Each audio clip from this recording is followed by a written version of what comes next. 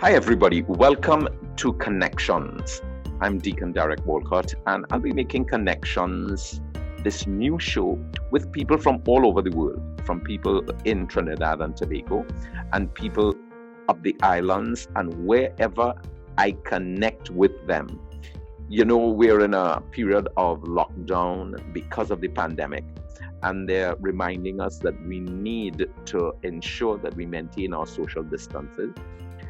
We also must observe proper hygiene practices, and yes, only go out if it's absolutely necessary, or if we belong to one of those what we will call essential services. So I'm going to be interviewing people who are dealing with this situation, this pandemic, in many ways: professionals, housewives, husbands, children. Yes, I'm going to be talking to everybody. And we're going to be dealing with, the challenges of this lockdown. Today with me, I have Lorraine Pouchet. And Lorraine Pouchet is an OPT therapist. She's been practicing for over 20 years. She worked with Sister Helena, who was a Carmelite and a pioneer in this area. And then they have about 4 therapists in this area in Trinidad and Tobago. They work up in the Caribbean. They have touched over 10,000 people. Yes, I want to use that word. It might shock you. Over 10,000 people. They've done work with schools. They've done work with the seminarians. They've done work with clergy and religious. They've done work with the defense forces and so on. And so it is indeed my pleasure to welcome Lorraine Pouchet to Connections. Hello, Lorraine. How are you? Hi, Derek. Nice to be back chatting with you. I'm Great. fine. I'm pretty good. Wonderful. Today we're going to look at, in the lockdown, we've seen a rise in all kinds of violence, domestic violence, abuse, and so on. And we want to touch on that. Looking at some statistics, and this was early statistics in this lockdown. They said around the world, as cities have gone into lockdown to stop the spread of coronavirus, the mass efforts to save lives have put one vulnerable group more at risk. Women and children who live with domestic violence have no escape from their abusers during quarantine. And from Brazil to Germany, Italy to China, activists and survivors say they are already seeing an alarming rise in abuse. And I just want to start off with that, this alarming rise in abuse. And what we do know is that abusers, or those who abuse, have been abused in most part. In your area of OPT, is that a reality? For sure, Derek, that is definitely a reality, because original pain therapy is exactly what it states. It means that at some point in your life, in your developmental stages, which would be from conception to adolescence, you would have had needs, you would have been under the control of the adults in your environment, and therefore you may have experienced trauma or your needs not being met. Therefore, you go into adulthood carrying what we would say in local parlance, baggage. Okay, so there would be issues that you probably would have had. And therefore, once you get into this lockdown situation, those of us who probably would not have recognized that we had issues, those issues could surface and definitely would surface. And as we continue in the discussion, you would understand that. But once you have people contained within a certain type of environment with no escape, then you would see a rise in the domestic violence. And the perpetrators themselves, many times, have been victims of abuse. And that is why, unless you walk in somebody's shoes, you shouldn't be judging, because you don't know what they have been through. So yes, you are quite correct with that. Most abusers have been abused in some form or fashion, maybe not necessarily physically or sexually, but certainly in all the other areas of abuse that exist. Okay, well, give our viewing public, now we're being viewed all the way up the islands, we're being viewed around the world and every area that people have social media. Now give an overview of what is this area of therapy called original pain therapy, just to make them familiar with it. Well, original pain therapy actually is the client sitting with the counselor and the counselor guiding the client through the stages of development and helping them to understand if they had experienced any sort of trauma or any type of dysfunctionality, and they develop what we call ego defenses or coping mechanisms, how that would translate into dysfunctional behaviors later on. So the therapy is for us to help the clients to identify what may be causing them to not live up to their full potential, to not have a happy, balanced life, and to be constantly in a cyclical trap of abuse or being abused or abusing someone. And part of that process is what we call regression therapy. It's a different kind of therapy. It's where we actually take the person back into the childhood, all the way back into the womb, where we can help them to access any kind of dysfunctionality that may have occurred. It is not hypnosis, it is natural. In hypnosis, the counselor is in control of you. In original pain therapy, which is the regression therapy, you are in control and we guide you through the process. And of course, on that spectrum of where we take you back into the room, you will connect. If there was any original pain, you will connect, and sometimes quite powerfully. And what we do is we help you to process it. And by processing it, I mean we need to help you to grieve the loss that trauma created, because it would have impacted very powerfully on your integrity, on who you are, on the concept of your personhood, your own self. And therefore, we need to help you to understand that you didn't have this, or this was done to you. There was a loss that occurred, and therefore we need to grieve that loss, number one. We also need to help you to learn and to accept the fact that for you to be able to progress from that stage and to develop and become more whole, that you will need to forgive. You need to forgive not only the perpetrators or the people who have hurt you, but you may sometimes need to forgive yourself. When you mentioned that you may even take that person all the way back to the womb, can someone actually recall pain and so on, or abuse from the womb itself? Oh yes, they can. I have regressed people who have felt the kick of their father in their mother's stomach, the cuff, or the kick when he kicked her when she was pregnant with them, being a victim of abuse herself, the mother. I have regressed. This one was particularly interested, a medical professional, a doctor, and he was the one who facilitated abortions. And when we did that regression, he curled up like a fetus in the chair opposite me, felt the coldness of the room that he came into, and actually experienced the whole birthing process in front of my eyes. Okay, not to tell you that after that experience, his whole attitude towards this thing called abortions changed, and he became a proponent to help young women who came to him with problems to find solutions to save their children.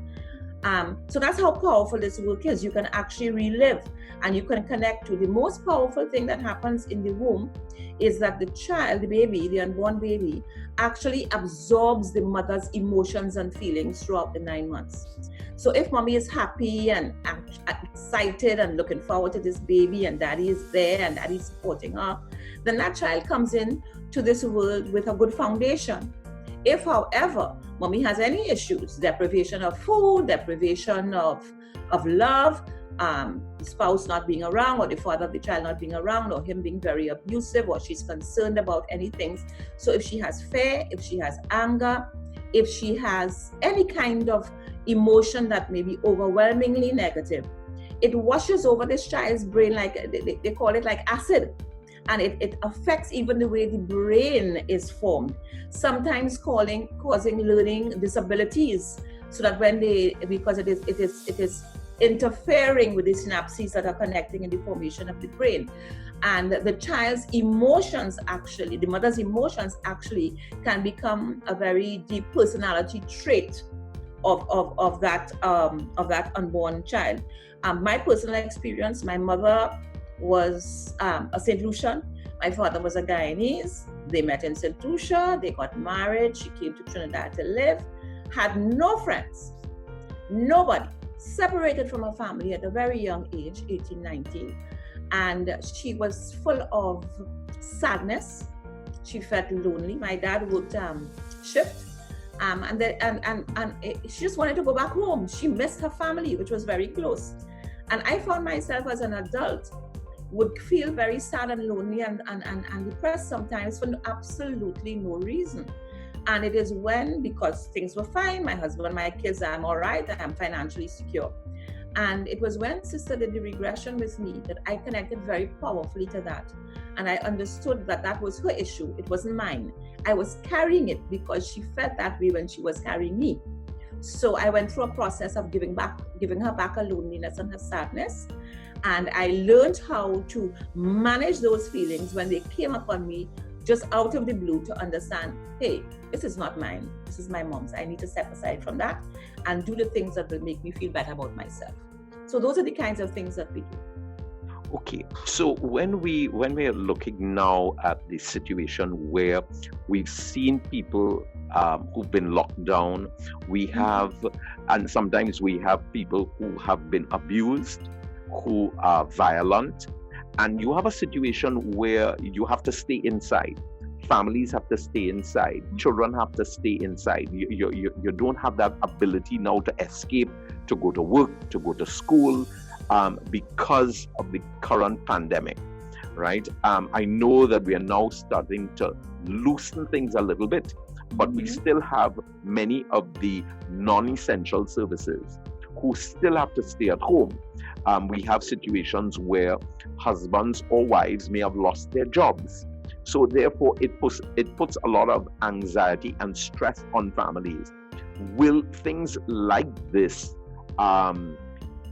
escalate situations of violence and so on because of the situation? Because there's no place where you can get some release. Well, a couple of things. When we have been impacted negatively in our childhood, which is a helpless stage of development, in adolescence, we start to get some autonomy, and then in adulthood, we're supposed to be able to take care of ourselves. So when we're in a situation like that, what starts to arise is two things. One, the abuse will escalate if it existed before. But secondly, there will also be the individual's recognition, maybe, that things were not so okay with them, and that they were using all the activities that they were involved in as a distraction. And therefore, that realization could also cause reactions to situations that may be not normal, if you want to put it that way, because we are now starting to understand, hey, I've been living a fool's life. I've not really understood who I am. I have been camouflaging by distractions of work and grocery and party and lime and whatever else. And now I'm forced to be inside in an environment where I'm either with myself, so I'm fighting myself, or I am in an environment where there is somebody who has abusive tendencies, who may never have abused me in the past, but could start abusing me now, or who may have abused me in the past, and though that type of abuse increases, okay? And we need to, when we talk about abuse, there are several types of abuse. We have verbal, we have emotional, we have physical, we have sexual, we have financial, and we even have spiritual abuse, when we don't allow the party to follow what their heart tells them to follow, and we want to impose our idea of spirituality on them. So there are various types of abuse that somebody could go through, and definitely it would increase because there's no way to escape for either party. So what we've seen is that all these studies have shown that since they locked down, and they said from Brazil all the way up to Peru, it's all over the world, from Greece to Hungary. So we're seeing that rise because of the lockdown. What advice can you give to people in terms of, I find myself trapped with an abuser? I know we have the hotlines and so on, but people need help. People need help, both the abuser as well as the abused. What in your area of therapy, do you provide services or therapy for both the abuser and the abused? Yes, we do. Yes, we do, because a lot of the times we have couples who come to us for counseling and one is abusive. It's not always the male, as the woman can be very abusive with her mouth. It's the strongest weapon, you know. So yes, we do. We do have counseling services that we provide for either party, either the abuser or the abused. And interestingly, you know, many years ago, a young couple came to me. He was in the Defense Force and they were getting married.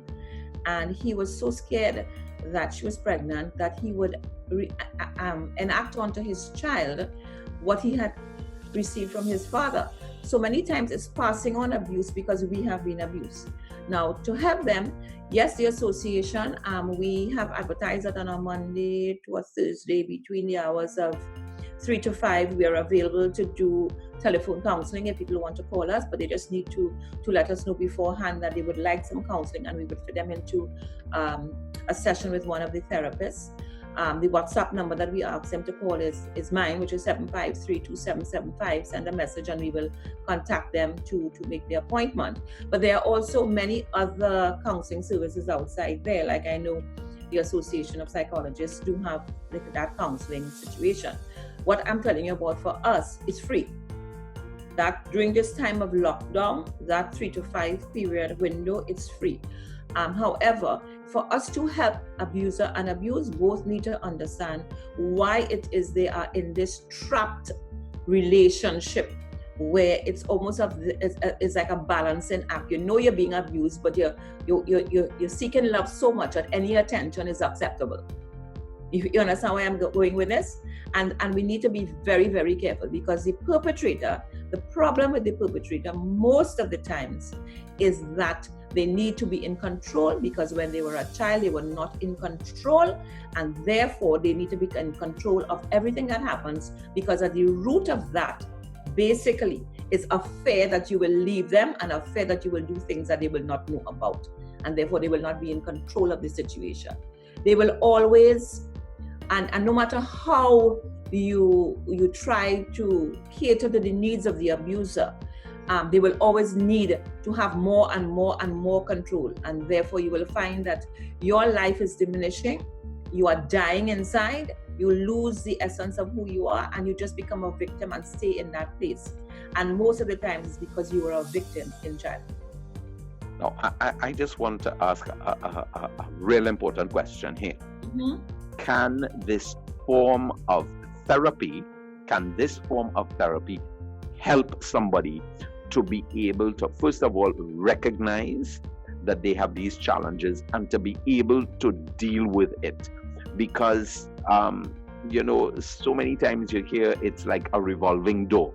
You know, they come in and they come out and they continue to abuse. And does therapy really help someone to overcome it, to recognize it first, and then to be able to deal with it? Well, that's a loaded question. Yes, it can, and yes, it does. But it all depends on the nature of the abuse.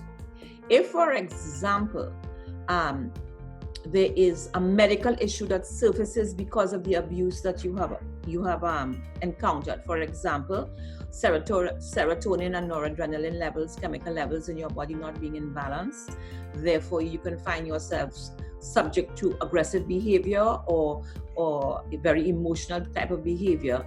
That type of situation would require the psychiatrist to issue some kind of medication to help you to balance, okay?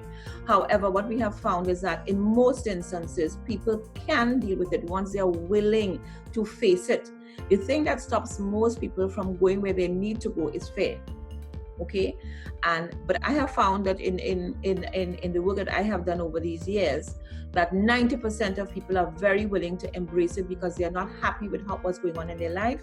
They want to be able to move on, and they want to be able to be free of the issues that have caused them to be trapped in the situation that they're trapped in. However, there are other issues that you need to take into consideration. Stalking, not wanting to let go. I'm going to kill you rather than you leave me. So there is that physical, right, the physical safety that you also need to take care of. And that's what most people who are fearful in an abusive situation, they are afraid of that they are not able to. They also tend to stay in the abusive situation because they have children and they believe they cannot move on. We don't have enough safe houses for women. We don't have enough, there's not a process in place where they can transfer into becoming independent and feeling safe. We do not normally counsel the abuser, the perpetrator. We tend to focus a lot on the safety and the counseling of the victim. Okay, so there's a lot that needs to be done as it relates to how do we help people to move out of these situations, because it's all very well I'm going to tell somebody, why you taking the abuse, you need to leave. Yeah, but if there's not an option for me to leave, to support myself, to support my children, to be free of fear of extermination, then what am I going to do? So society needs to come in and play a part. We need to make sure that we create an environment where it's safe enough for these people to leave that situation. However, the original pain therapy will help the person to recognize the situation, recognize why they're in that abusive relationship, and if it is that they are able to exit that relationship safely, it also helps them not to make the same mistake twice. Because most of the times we attract people to us if we have been abused who will abuse us. So let me give you an example. If, for example, your father has been very controlling and very abusive in verbally and emotionally, not sexually, verbally and emotionally controlling your life, and you are put into the service of the family system and of him, when you get married, you could find yourself not being able to relax with your husband and engage in sex that is fulfilling for you, because you feel that you are being unfaithful to your father. So it's very deep. It goes very, very deep. So it's not just surface things. And therefore, whoever does the regression with the client needs to be quite aware of the triggers and what they need to do to help that person to navigate that space safely and to not trip off. Because there's a fine line between sanity and insanity, and we don't want people tripping off, but we want them to recognize, hello, this is why I do this. This is why I have no self-esteem, because all through my life I heard you will not amount to anything. There are so many things that influence the way we behave and we feel, and influence people for to be abusive. Okay. I don't know if that answers your question, but if you want any further explanation on it. Well, I just want to say that just sort of opened up a huge area here that, that I'm quite sure that our viewing audience would have said, wow, maybe these are the challenges that I have experienced. These are the challenges that I am experiencing. And therefore, how do I get help? How do I get help? And you mentioned something there, that there are very few safe houses in Trinidad and Tobago where someone who is being abused can actually go to a safe place. But you discuss so many things. You say that sometimes it's all about control, and therefore the abuser lost control in their own situation, and now they are exhibiting control, and if they lose control, then it presents a problem. And why it gets worse now is because the abuser now can't even leave the environment, because they are also under lockdown. It's not that the partner that they're abusing is under lockdown, they're also under lockdown, and therefore they don't have control of their movements, and therefore it will enhance and increase the level of abuse that will be perpetrated on those who are around. Okay, so you mentioned that abuse can take many forms. You Yes. talked about physical, verbal, mental, emotional, psychological, financial abuse. I mean that's a whole spectrum. And many times, Derek, let me just interrupt you here. Many times people view abusive relationships as just the sexual or the physical. They do not understand all the other areas, and they don't see it as part of the equation until they really have time to reflect. So there are a couple of things that may happen here in this situation of being under lockdown and the abuse being increasing. People could actually die. That's number one. We have a young lady who committed suicide recently, depressed. We don't know what happened, but hung herself at 24. Okay, lockdown. All right. So it can cause all sorts of emotions to arise, and with no distractions, we don't know how to navigate it anymore. Our coping mechanisms and our ego defenses are no longer valid because they're not coming to our rescue in this type of situation where it's either me and me having to face myself, or me with the other party having to deal with the issues that are taking place. Now, before I stop here, I just want to say something that throughout our childhood, the developmental stages, we have needs at each stage. And if those needs are not met, those needs, then we develop a dysfunctionality around that, and we develop eco-defenses and coping mechanisms. And I'll just use one, because we spoke about the womb. In the womb, all you wanted to know was that I'm wanted for the very one that I am. If I am not wanted, then I am rejected. And my issue throughout life will be rejection. And I can actually set up myself to be rejected because I don't think that I am worthy to be accepted.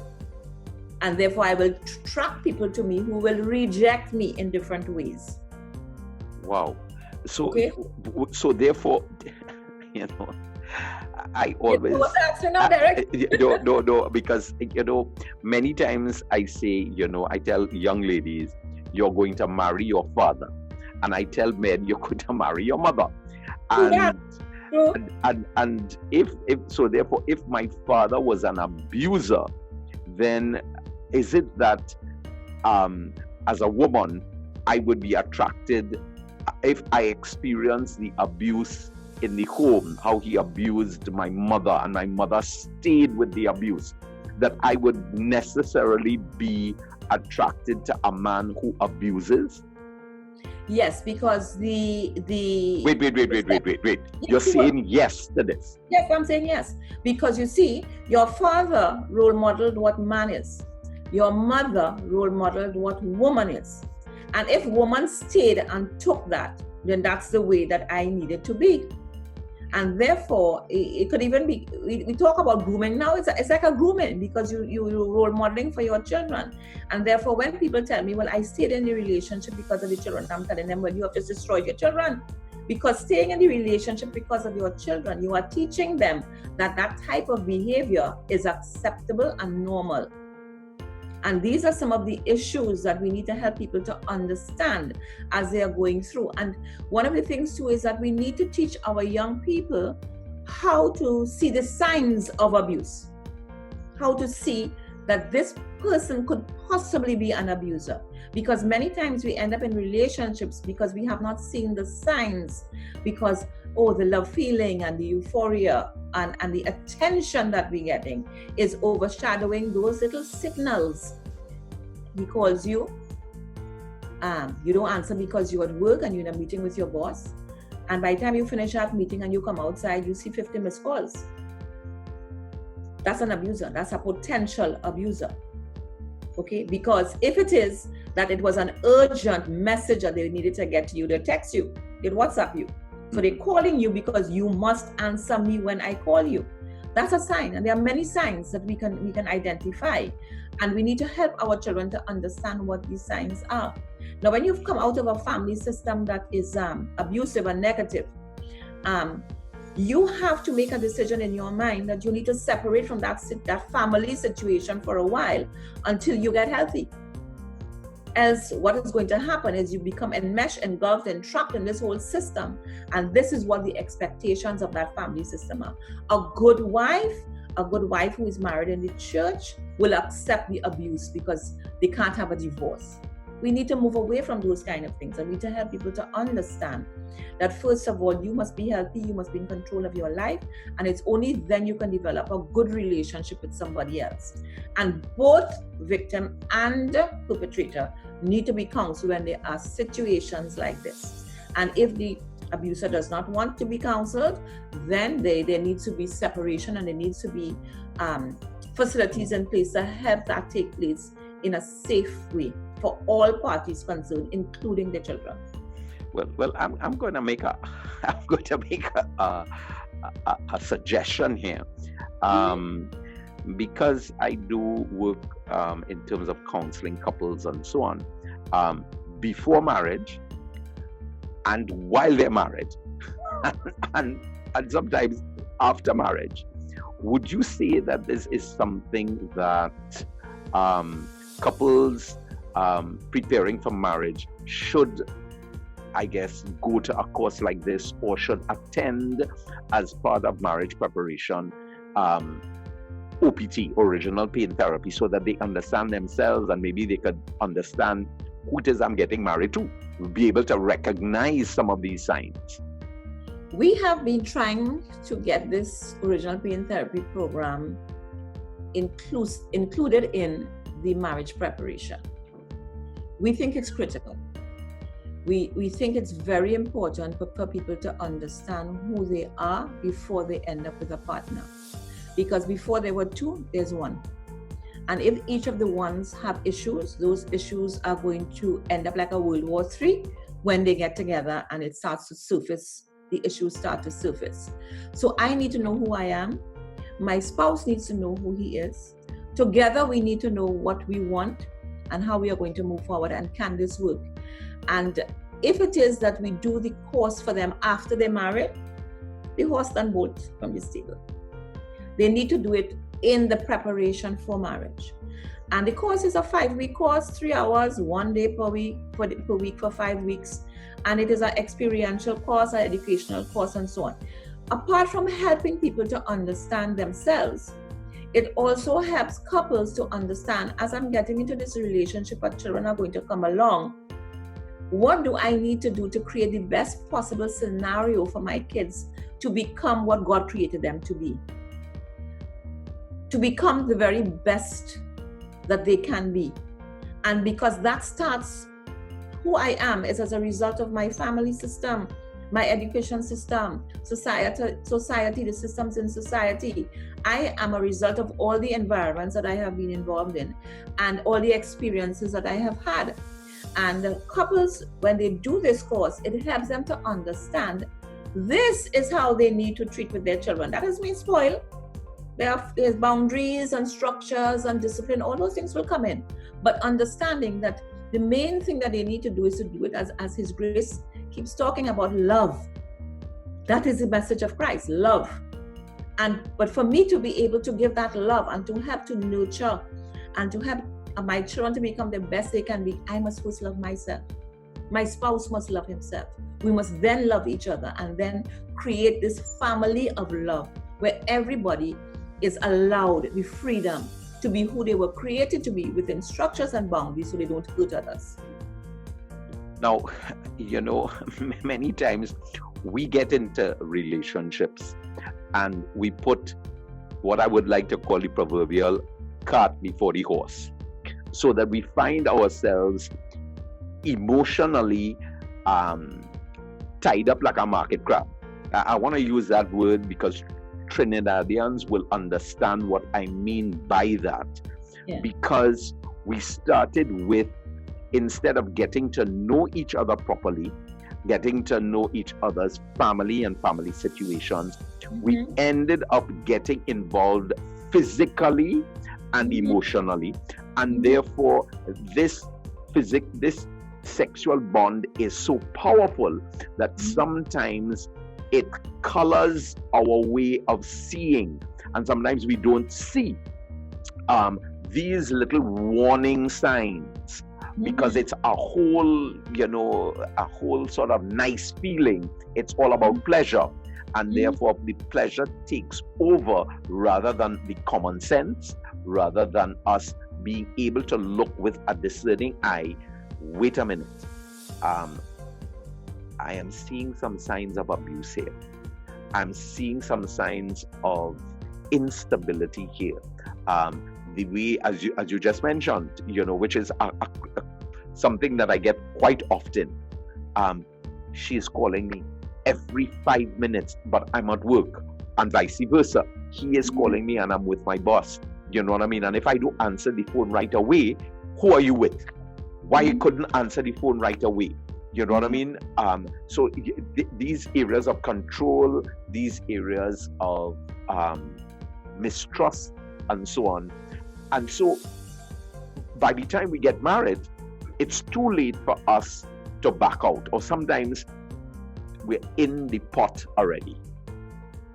So your question is basically about getting involved intimately without first knowing each other. Correct. That's the question. Okay. Well, as Catholics, we have the 10 Commandments. If we follow the 10 Commandments, we'd have a very peaceful life. His Grace put it very well in all the homilies he's been doing recently, in that it's all about the eye. Instant gratification.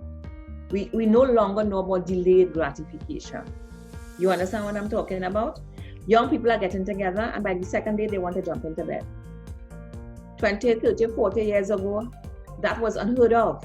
You may have jumped into bed after a few months or after a year. And then the biggest stigma was if you get pregnant, oh Lord, how am I going to tell my mother and father? You understand? But that is not important anymore, because what we do is, abortion is like birth control. So if I get pregnant, no problem. I've had a young lady who's had 10 abortions because she uses abortions as a pill. Okay, so once you become intimate with somebody, all their energies become part of you. We need to understand that the human body is so much percent water and so much percent energy. And once we become intimate, the energies start to commingle. And therefore this whole euphoric feeling of being in love and having sexual gratification can cloud our mind and cloud our intuition as to what we actually seeing taking place here. So therefore we need to defer that a little bit. I ain't telling you how to live your life, but you definitely don't need to be jumping into bed with somebody after a month or 2 or 3, because you will not learn who this person really is. And anytime you see somebody is not willing to take you home to meet family, oh, big red flag. There are several red flags. We've been talking about lockdown, the rise in domestic violence, the abuse, the scars from original pain, and we've seen that since the lockdown there has been a rise in abuse. I've been talking with Lorraine Pouchet. She is a therapist, an original pain therapist, one of the many areas of therapy. We're going to be doing show number 2. So I want you to email me, to WhatsApp me with your questions so that we can discuss it, and I can get some feedback from what you saw to Lorraine. Maybe you have a challenge. Lorraine will give you her number where you can contact their team very shortly. But I want to thank Lorraine, and I want to thank the viewing public for looking on. And if you have a situation like we just described there, please call one of the hotlines. There are many hotlines up. Call one of the hotlines so that you can get help. Lorraine, would you just like to let them know how they can contact you via WhatsApp or phone? Okay, great. So if they can call, or I would prefer their WhatsApp actually, 753-2775. 753-2775. WhatsApp me there or text me on that number, and we will get back to you as soon as we can. And I just want to close by saying that if we don't heal ourselves, if we don't get in touch with who we are, we're going to end up bleeding over ourselves and bleeding over others, because we're going to either act it in act it out or project it onto others. And we need to be able to understand who we are and what our God wants of us and how we can fulfill our purpose here. This is Deacon Derek Walcott thanking Lorraine again for being on Connections. Look out for our shows. We're on Trinity TV, and we're going to be having a series of shows called Connections, connecting with you, connecting with me, discussing all of the important issues that we are experiencing right now. Will COVID go tomorrow? What are your feelings on that? How is it affecting you? This is Deacon Derek saying, thank you so much. God bless you. Take care of yourselves now. And remember, stay home unless you're about to go out. Wash your hands properly, sanitize. And yes, wear a face mask, and remember, God bless you. And remember, Papa Francis, he's asking all of us to pray and fast that the scientists and those who are involved in coming up with a vaccine or a way to treat COVID will find it from the wisdom of God. God bless you, and bye-bye.